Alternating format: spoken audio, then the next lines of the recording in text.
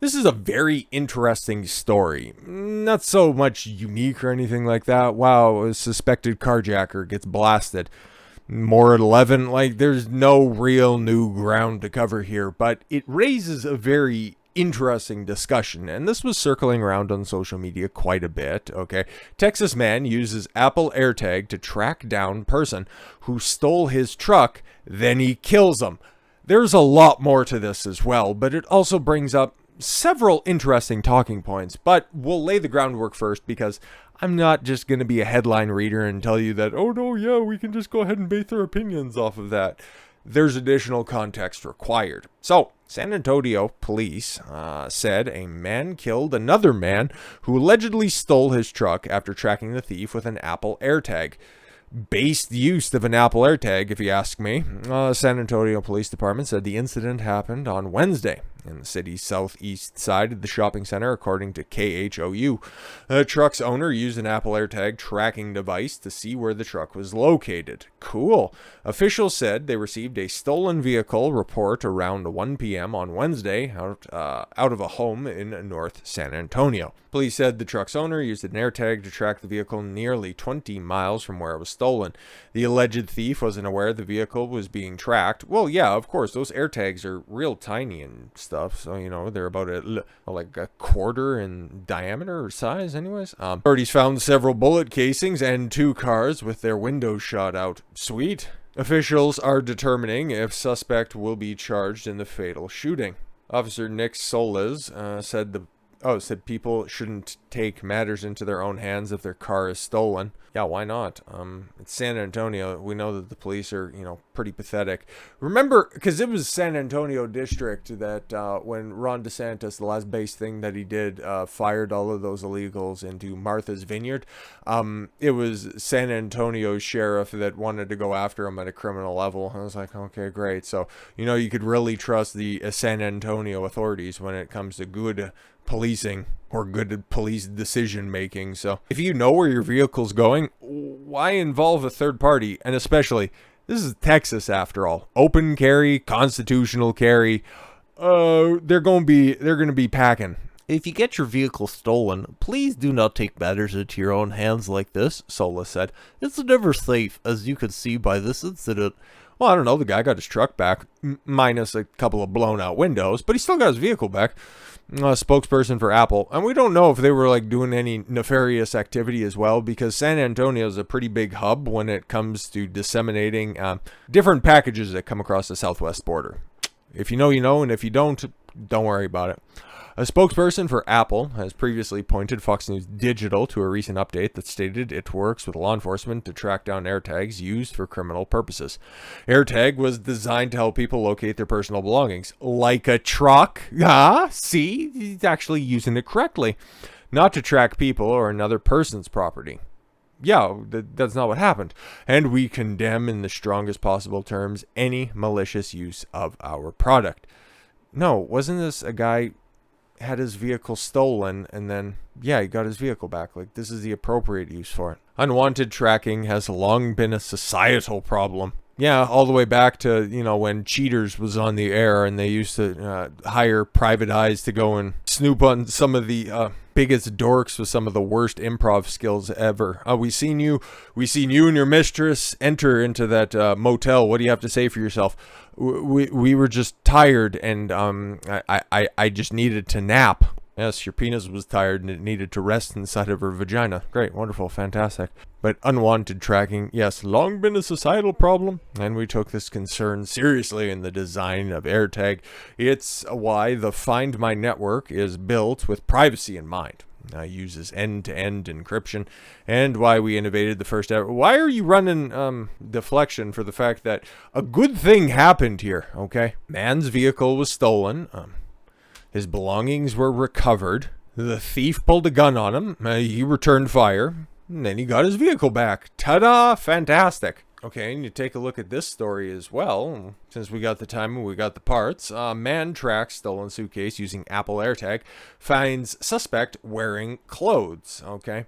Suspected suitcase thief. Oh, what's his name? God damn it. Used to work for the Department of Energy. Was nabbed in an Atlanta airport after a traveler used Apple AirTags to locate his lost luggage. Craig Nelson was charged with theft after he allegedly snatched Jamel Reed's silver suitcase from the baggage carousel at Hartsfield-Jackson International Airport last month. Police said Reed told WSB-TV on Tuesday that the ordeal unfolded and he landed in a flight from Los Angeles and was left waiting for a suitcase which he said contained about $3,000 worth of items. That doesn't sound all that extreme, but still, that's enough to go searching, and especially if you have an easy way to track it. And it's like, all right, let's go find the stuff. Yeah, a piece of Samsonite luggage, and it's like, obviously you had a bunch of stuff that's in there.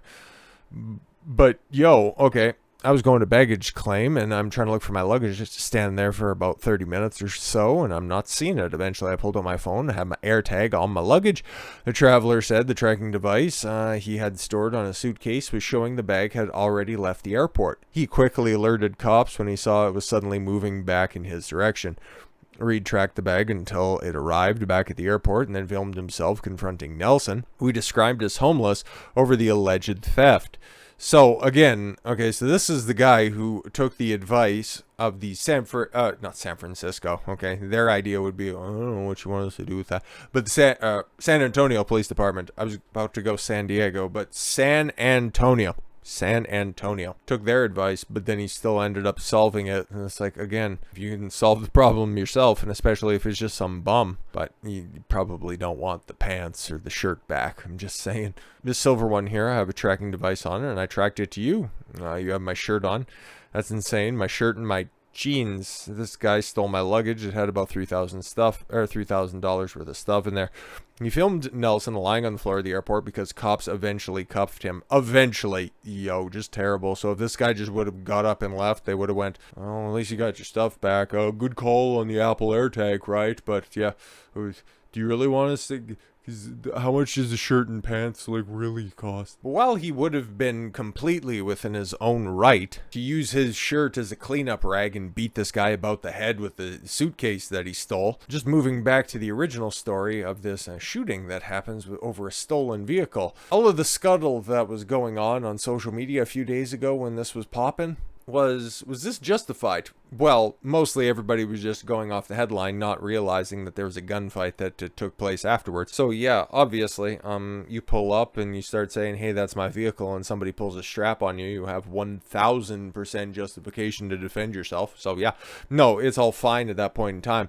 But then also, you got to take a look at the response from the police department. Oh, don't take matters into your own hands, otherwise we'll just stand by the side and try to rationalize. It's like, well, don't you have insurance or something like that? Because where's the faith in the police department? Now, recently, we also had the Nashville Police Department show out and show up and do some good work when it came to taking care of that tranny that was shooting up that school. But for every one of those instances, you have a Uvalde Police Department where it's like, oh, okay, cool, we hear screaming, but let me sanitize my hands real quick. Things like this happen. Things like this are happening in schools, or not schools, sorry, but in cities, because nobody has fear for consequences. You see this all the time, especially whenever there's a bunch of rowdy individuals. We don't need to get into specifics. If you know, you know, and if you don't, well, just go scroll social media. You'll find plenty of examples that are out there of people that have no responsibility in their life, face zero consequences in the lead up to this scenario, and then just continue on their unabashed path because they do not fear the consequences of their actions because they have never been checked by them before. Some people may or may not be repeat offenders. Some of those people may or may not have gone to jail before. Don't know for sure or not, but there is no respect and there is no fear for the incarceration system because it is simply a business with a revolving door policy. You get more funding, the more prisoners that you have inside. We don't need to talk about the prison industrial complex. That's another topic for another time. But if people who are committing crimes do not fear the punishment, you end up with an unlawful, rowdy, unhinged, violent society. And this is where I would opine with the more, structured side of this argument. It's a conversation that I've had with a multitude of people as well. I don't think the modern form of prison is suitable for today's day and age. You take a look around and you can pretty much come to the same conclusion. Now, when it comes to prison reform, you got the soft side of this stuff where it's like you need to treat everybody with love and peace and rehabilitation. Well, there's some crimes that you just can't rehabilitate somebody from. And then there's other crimes that, okay, cool. Are there any victims when it comes to that stuff? Is it a real detriment to society? Do they deserve to get snatched up and thrown in a cell for that? Really? Yeah, I don't really think so. So when it comes to incarceration for certain crimes, I could be with them on that for certain crimes, like white collar crimes and all that stuff. Oh, cool, you falsified some tax documents. It's not even just like a Trump situation or anything like that. Oh, you want to throw them in jail for that? Fantastic. Why? Okay. It's like you want to try to make that situation whole.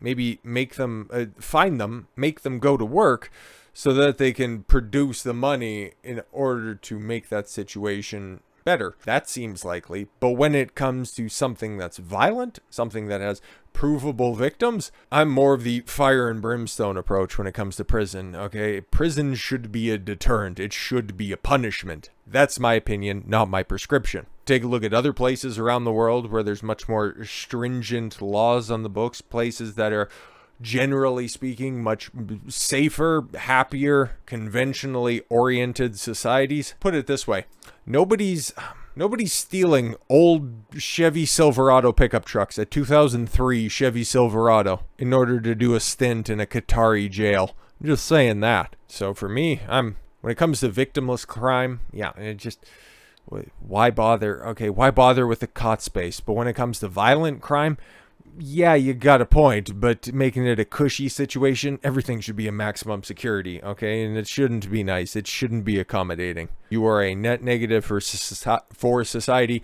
We're going to go ahead and take you out of said society. And then on top of that, if it's an exceptionally heinous crime, murder, completely unjustifiable murder, where you have verifiable proof, high-level sexual assault, like that stuff, rhymes with grape. We can circle back to the justification of the white-collar crime not requiring a cot, because I've talked about that multiple times as well. Don't even waste the space. You've got those injections. You've got that one special chair that you can feel free and use and just flick on the light. Society is crumbling. Nobody's offering a solution. You're just simply looking at the tire fire it's become. That's my solution when it comes to this stuff. Take matters into your own hands, because the police department isn't going to be your ally in this situation. Defend yourself appropriately and defend your belongings as well. And if you're looking for a solution when it comes to this stuff, well, for as much as this administration likes to opine about being more globalistic in their approach, take a look to the Middle East. They don't seem to have that much of a rampant crime problem. But with all that said, thank you all very much for the gift of your time. I've been Don Consuelo. I want you to follow your gut and get after it. Take care, everyone.